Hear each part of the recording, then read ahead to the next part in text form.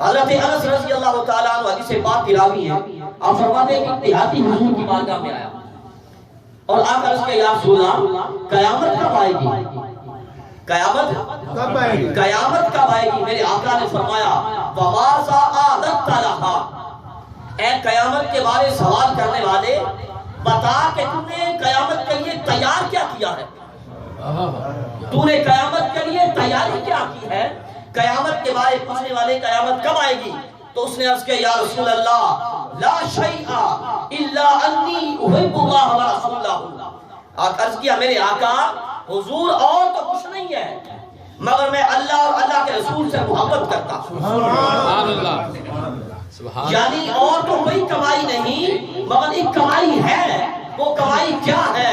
وہ کمائی یہ ہے کہ میں خدا اور مصطفیٰ سے محبت کرتا ہوں۔ سبحان اللہ، سبحان اللہ، میں خدا اور مصطفیٰ سے محبت کرتا ہوں۔ اب اس کا مطلب یہ نہیں، توجہ میری طرف رہے آپ سب کی، سبحان اللہ، اس کا مطلب اس صحابی کا یہ عرض کرنا کہ اور کچھ نہیں مگر خدا اور مصطفیٰ سے محبت کرتا ہوں، اس کا مطلب ہرگز یہ نہیں کہ صحابہ نمازیں نہیں پڑھتے تھے، صحابہ روزے نہیں رکھتے تھے، صحابہ نوافل صدقات خیرات نہیں کرتے تھے، اس کا مطلب ہرگز یہ نہیں ہے وہ تو صحابہ ہیں۔ ان جیسی نمازیں کون پڑھتا ہوگا؟ ان جتنی نمازیں کون پڑھتا ہوگا؟ ان جیسے روزے کس کے ہوں گے؟ پھر وہ لوگ جنہوں نے براہ راست تاجدار کائنات کے دستے کرم سے توحید کے جان دیے تھے۔ سبحان اللہ، ان جیسی نمازیں کس کی ہوں گی؟ ان جیسے روزے کس کے ہوں گے؟ اور ان جیسی عبادات نوافل صدقات خیرات کس کے ہوں گے؟ پھر وہ لوگ ان کی نمازوں کا حال یہ اگر جسم میں گہرا تیر لگ جائے، نماز کی حالت میں کھینچ لیا جاتا ہے اور ان کو تیر کے کھینچنے کا احساس نہیں ہوتا، کیسی نمازیں ہوں گی وہ؟ مطلب کیا کہ جس طرح وہ لوگ اس امت میں سب سے اعلیٰ تھے، ان کی عبادات بھی سب سے اعلیٰ تھے، ان کی نمازیں سب سے اعلیٰ تھے، ان کے روزے، ان کے صدقات، ان کے خیرات سب سے اعلیٰ تھے، ان کے پاس ایسی اعلیٰ دولت تھی، عبادات کی عبادات تھیں بہت زیادہ تھیں اور تھی بھی امت میں سب سے اعلیٰ، مگر ان اپنی اعلیٰ عبادتوں کو وہ قیامت کے لیے کافی نہیں سمجھتے تھے، اپنی ان عبادات کو، ایسی عبادات کو قیامت کی کامیابی کے لیے کافی نہیں سمجھتے تھے، کافی سمجھتے تھے تو مصطفیٰ کی محبت کو سمجھتے تھے۔ قیامت کی کامیابی کے لیے وہ کافی سمجھتے تھے تو مصطفیٰ کی محبت کو سمجھتے تھے، یہ مطلب تھا۔ اب جب اس عاشق نے یہ عرض کیا یا رسول اللہ میں مصطفیٰ سے اور خدا سے محبت کرتا ہوں، تو میرے آقا نے فرمایا انتا مع من احببتا، فرمایا ہے مجھ سے محبت کرنے والے، میری محبت کی بات کرنے والے اور مجھ سے محبت کا دعویٰ کرنے والے، میں تو لجپالوں کا شہنشاہ ہوں۔ لجپال پریت نو توڑ دے جدی باں پھڑ دے اور چھوڑ دے نہیں، ہم تو لجپالوں کے سلطان ہیں۔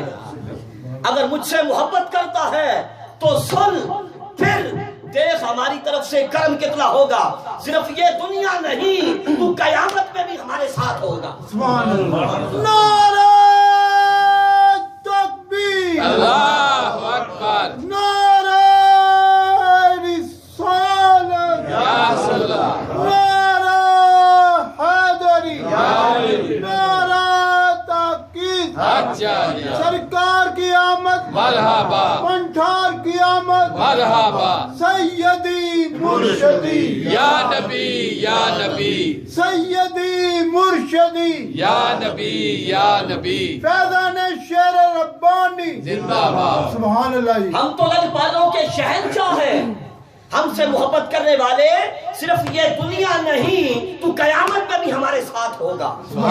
اور پھر چونکہ اس نے یہ عرض کیا تھا قیامت کی تیاری کے سوال کے بارے میں کہ آقا آپ سے محبت کرتا ہوں، اس کے جواب میں میرے آقا نے فرمایا تو ہمارے ساتھ ہوگا، تو مطلب کیا؟ اگر ہم سے محبت کرتا ہے تو پھر تیرا بیڑا پار ہی پار، سبحان اللہ، پھر تیرا بیڑا پار ہی پار ہے۔ پھر یہ یاد رکھنا وہ ایک تو صحابی تھا، صرف اس کا عقیدہ نہیں تھا، ان صحابہ کا عقیدہ یہی تھا۔ راوی کہتے ہیں جب آقا نے فرمایا نا کہ تو جس کے ساتھ محبت کرتا ہے اسی کے ساتھ ہوگا، ہم نے عرض کیا یا رسول اللہ کیا یہ کرم صرف کسی پہ ہے یا سب پہ ہے؟ یہ کرم اسی کے لیے ہے یا سب کے لیے ہے؟ تو فرماتے میرے آقا نے فرمایا سب کے لیے ہے۔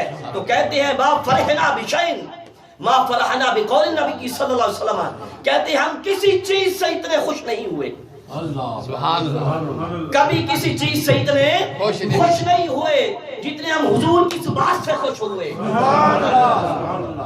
مطلب کیا؟ وہ سارے کے سارے عاشق تھے، وہ عاشق مصطفیٰ تھے، محب مصطفیٰ تھے، تاجدار کائنات سے محبت کرنے والے تھے۔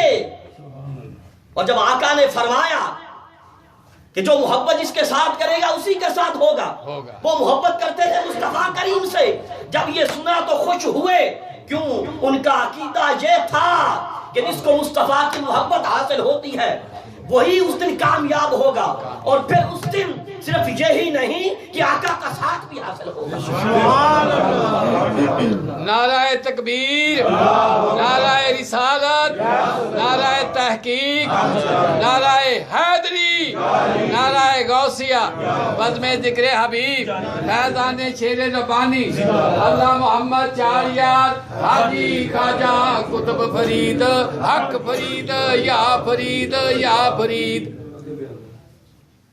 اور پھر ان کی محبت صرف زبانی کلامی نہیں تھی، صرف زبانی کلامی محبت کے دعوے نہیں تھے، ان کی محبت تو کفار نے بھی مانی، ان کی محبت کا اقرار کافروں نے مانا، اور پھر وہ صرف زبان سے محبت کرنے والے نہیں تھے بلکہ سب کچھ نثار کر دیتے، سب کچھ نثار کر کے عرض کرتے آقا کچھ نہیں کھویا، کچھ نہیں کھویا، آپ سلامت ہیں تو سب کچھ ہے، سب کو اسلام، سبحان اللہ، سبحان حضور اللہ، ہے تو سب کچھ ہے۔